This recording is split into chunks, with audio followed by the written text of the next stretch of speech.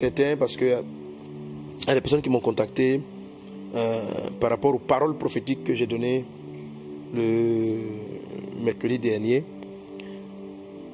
Vous savez, Dieu parle avec sévérité pour nous amener à la repentance. Vous voyez, quand Dieu avertit, c'est vraiment par amour. Ce n'est pas par rejet, par jugement et par condamnation. C'est une grâce. Quand Dieu a fini avec une personne, il n'a pas besoin de l'avertir. Voilà, il vient, il frappe et puis c'est terminé. Voilà. Donc, je prie que celui qui se sent concerné par une mauvaise gestion, pendant que Dieu lui a fait la grâce d'avoir du pouvoir, qu'il s'humilie et qu'il serve. Je me souviens comment il s'appelle? Zachée, non, c'est ça? C'est Zachée, hein? Celui à qui Jésus a dit descends du sycomore. Voilà, Zachée. Voilà. C'était une personne qui avait un pouvoir et qui en profitait pour exploiter. Et le jour où Jésus l'a vu, Jésus l'a appelé, il s'est repenti, il a dit, voilà, tout ça qui j'ai pris de l'argent, je vais le rendre, je vais le multiplier, je vais le rendre, je vais donner de l'argent aux pauvres. Donc, je prie que quelqu'un vraiment saisisse cela et décide de faire beaucoup de bien avec les biens qu'il a pu prendre qui ne sont pas à lui ou que tu as obtenu de manière malsaine. Ce que Dieu est en train de dire, c'est que l'Afrique est dans une vaste période de transition. Tous les mouvements annoncés prophétiquement qui sont en train de se produire obéissent à un plan général qui, à la fin de l'histoire, va aboutir à une certaine autonomie, à une certaine gestion qui va permettre à l'Afrique de ne pas suivre certaines dérives et puis qui va lui permettre maintenant de porter l'évangélisation et la mission à travers le monde.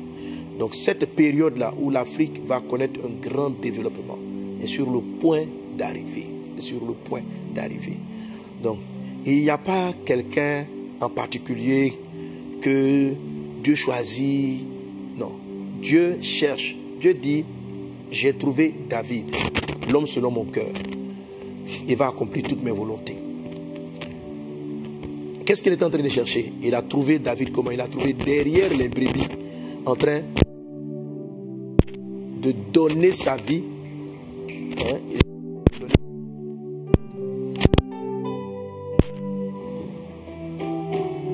Ok, est-ce qu'on m'entend? C'est bon?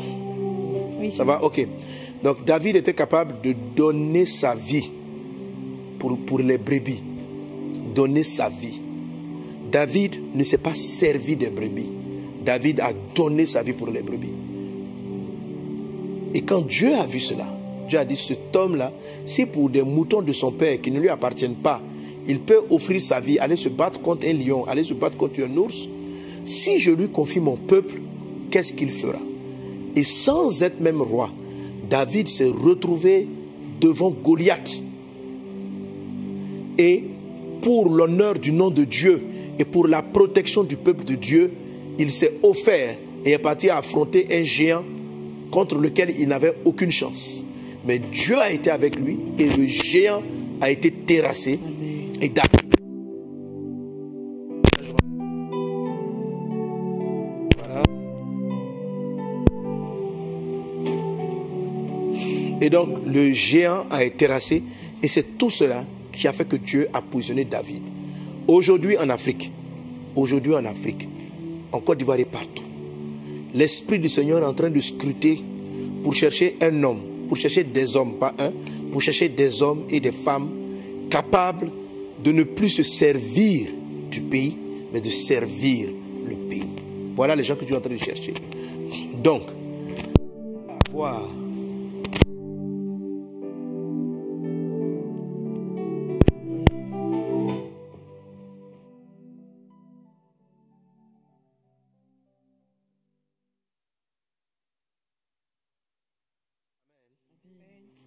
donc,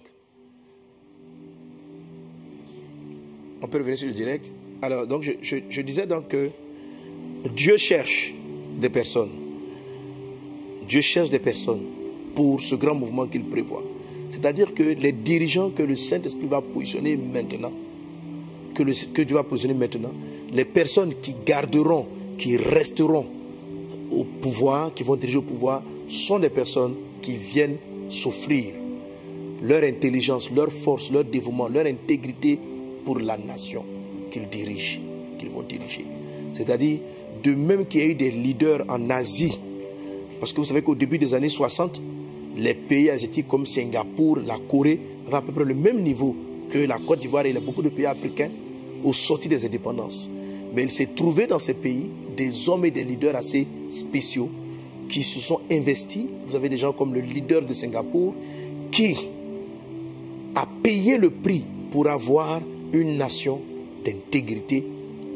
Il a fait reculer la corruption, il a fait reculer le désordre, la saleté. Il a mis en place des actions de programme pour l'éducation. Il s'est sacrifié. Il a même fait mettre en prison son propre frère qui avait pris les deniers de l'État. Il a même fait jeter en prison. Voilà ce qui va se passer maintenant. Une génération de personnes que Dieu va sélectionner. Okay. Entre le moment où Dieu sélectionne David et le moment où David prend le pouvoir, il va s'écouler de longues années. Il est sélectionné à l'âge de 17 ans. Il rentre au pouvoir à l'âge de 30 ans, soit 13 ans qui s'écoulent entre le moment où Dieu l'appelle et le moment où Dieu le concrétise. En ce moment, les regards du Seigneur sont sur une catégorie de personnes, en Côte d'Ivoire, au Cameroun, au Gabon, dans tous ces pays-là d'Afrique, pour trouver ces hommes. Dans beaucoup de pays, ils ont été trouvés. Mais ce n'est pas seulement la personne qui va diriger le pays. Il y aura le leader, mais il y aura aussi des hommes et des femmes prêts à travailler avec ces nouveaux leaders que Dieu va faire positionner. Quand je dis nouveau leader, je ne suis pas forcément en train de dire que les personnes vont changer. Je suis en train de dire que celui qui m'écoute maintenant et qui choisit spirituellement de se mettre dans cette lignée, qui regrette la façon dont il a pu fonctionner jusqu'à présent et qui va se mettre dans cette lignée. Depuis là, j'annonce que je vais faire une vidéo spéciale pour elle, qui va se mettre dans cette lignée. Dieu va le garder, Dieu va le bénir, Dieu va le protéger et Dieu va faire qu'il réussisse. Mais celui qui voit le pouvoir comme un moyen de s'enrichir, comme un moyen d'établir son propre règne à lui, celui-là sera jugé. Celui-là sera jugé. Et ce sont des choses qu'on verra très fréquemment dans cette période-ci.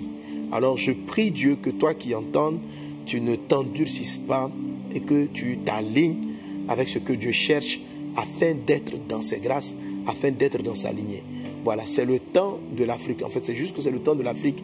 Et pour que ce temps-là soit manifesté, il faudra un certain type de leader. Voilà ce que je vais dire un peu dans mon temps prophétique. Je prie le Seigneur, je prie pour les gouvernants, je prie pour les gouvernants, pour ceux qui dirigent la Côte d'Ivoire et ces différents pays, que Dieu soit avec eux. Puisse Dieu, dans sa grâce divine, faire en sorte qu'on puisse éviter tout ce qui est violence, tout ce qui est coup d'État, tout cela. Voilà, ce que Dieu veut faire, il va le faire. Amen. Amen. Et que sans violence, sans effusion de sang, sans coup d'état, sans coup d'éclat, que vraiment Dieu étende sa main et qu'il dans sa miséricorde, il place des personnes et que cela n'entraîne pas de drame. Alors je demande aux intercesseurs de prier pour que ce que Dieu fait, qu'il trouve les personnes et que cela ne soit pas une occasion de drame. David a su éviter la guerre civile avec Saül.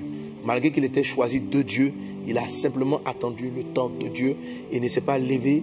Et avec l'armée qu'il avait, avec le pouvoir, à un moment il était pratiquement le chef d'état-major, il ne s'est pas livré avec ce pouvoir-là pour venir attaquer Saül que Dieu avait disqualifié. Il a attendu simplement son temps. Je prie que chacun sache attendre le bon moment de Dieu. Si Dieu t'a choisi, laisse-le faire. Il sait comment il va le faire. Que Dieu vous bénisse abondamment, que sa grâce surabonde dans ta vie, que la faveur soit avec toi. Alors on va se préparer.